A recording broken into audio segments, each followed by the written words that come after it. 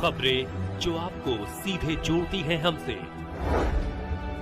जिनका आपकी जिंदगी पर होता है सीधा असर। खबरों की वही तस्वीर,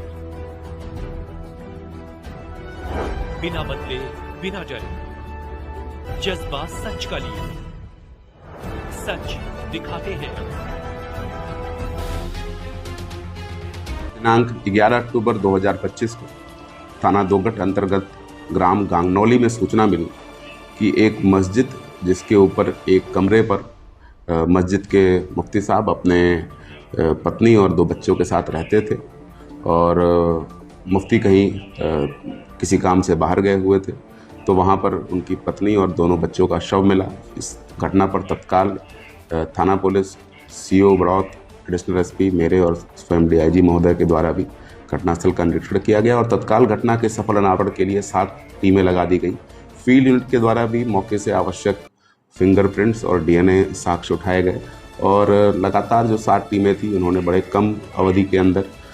वीडियोस को देख के 2 संदिग्धों को चिन्हित किया और जिनसे जब पूछताछ की गई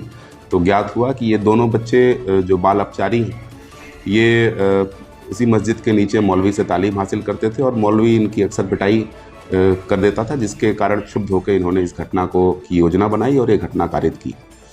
इन दोनों बाल अपचारियों के निशानदेही से घटना में प्रयुक्त हथौड़ा और छुरी बरामद हुआ है। जानकारी में ये आया कि कल यानी दिनांक 10 अक्टूबर को इनमें से एक